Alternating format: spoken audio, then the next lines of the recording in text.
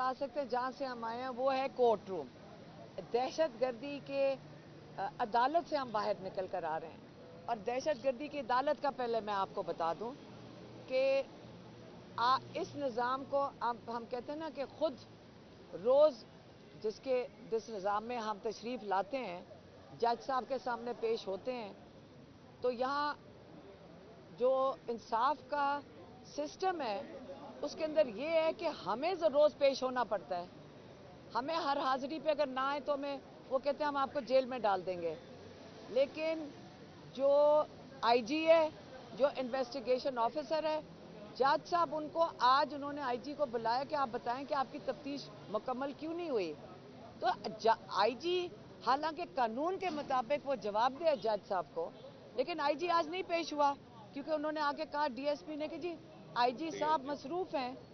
अगर डीआईजी मसरूफ़ है, वो नहीं आ सकता, तो जज की जिम्मेदारी बनती है कि उनको जेल में डालें, क्योंकि 1 साल से 1.5 साल हो गया है और ये आपके केस की कह रहे हैं हमने तफ्तीश ही मुकम्मल नहीं की। आपको पता है कि ये झूठ बोल रहे हैं, आपको पता है कि इनके पास कोई शवाहिद नहीं है, आपको पता है कि ये कानून के ऊपर है। ये हम कानून के नीचे हैं और ये कानून के ऊपर हैं। चाहे पूरी हुकूमत के बंदे कानून के ऊपर क्यों हैं, हमारा जो इंसाफ का निज़ाम है उसके अंदर ये कानून के नीचे हैं। क्या ये निज़ाम आगे चलेगा? क्या यही हमेशा चलेगा कि ये इनको कोई कानून की पूछ नहीं सकता है? ये क्या माफिया है?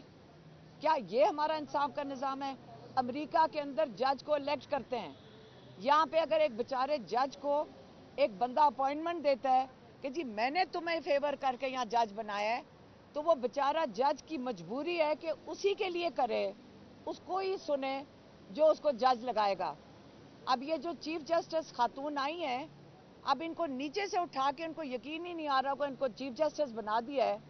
तो अब चीफ जस्टिस को अगर ऑर्डर आएगा लाहौर के चीफ जस्टिस को कि आप ये सारे जज अब तब्दील कर दें, क्योंकि जज इस वक्त इंसाफ देने का कह रहे हैं, तकाजे पूरे करना चाहते हैं। मैं आपको ये बता दूं कि हमने आके देखा है कि कई जज इंसाफ देना चाह रहे हैं, कई जजों ने शर्मिंदगी दिखाई है कि हमें ये इंसाफ देने नहीं दिया जा रहा। जैसे ही उन्होंने इंसाफ के तकाजे पूरे करने चाहे, क्योंकि वो भी फंस गए हैं, वो कहते हैं बस ख़त्म करो और चलाओ केस को, सारे एटीसी के जजेस को तब्दील कर दिया गया है। ये पीछे से कौन तब्दील कर रहे हैं? ये नवाज शरीफ की हुकूमत, मरियम नवाज की हुकूमत और उसके पीछे उनके पीछे एस्टेब्लिशमेंट। ये गठजोड़ जो है ये छोटा होता जा रहा है। हम कब तक इस लाकानूनियत को बर्दाश्त करेंगे? हमें अपना सोचना पड़ेगा, सिर्फ इमरान खान का नहीं, ये सिर्फ इमरान खान के साथ नहीं हो रहा, हम सबके साथ हो रहा है। कल आप भी सोच लें, जब आपके बच्चे उठाए जाएंगे, जब आपके घर की खवातीन उठाई जाएंगी, आप मुझे बताएं किस कोर्ट में जाएंगे आप? वो तो जज वही करेगा बेचारा मजबूरन, क्योंकि उसके बच्चों को भी धमकियां हैं। कितनी देर ये धमकियां चलेंगी? ये निज़ाम नहीं चलने लगा। ये जुल्म का निज़ाम इमरान खान बारी बारी कह चुके नहीं चलेगा। तो ये इमरान खान कह रहे हैं मेरी फिक्र ना करें, आप अपने हकीकी आज़ादी के लिए खड़े हो जाएं, क्योंकि ये जो निज़ाम है मैं सिर्फ उसके रास्ते में खड़ा हूँ। ये जुल्म आपके साथ हो रहा है। जब आप असेंबली के ऊपर, नेशनल असेंबली के ऊपर आप वारदात करते हैं, तो आज आपने जमहूरियत के ऊपर वारदात की। इमरान खान ने कहा जब आप काजी फाइज ईसा को ज़बरदस्ती एक्सटेंशन देने की कोशिश कर रहे हैं, इसका मतलब आपने कानून के ऊपर, आपने अपने इंसाफ के निज़ाम के ऊपर वारदात कर रहे हैं। इस वक्त क्या हो रहा है? पीटीआई के एमएनएस को अगवा किया जा रहा है, उनकी फैमिलीज़ को उठाया जा रहा है। किस लिए?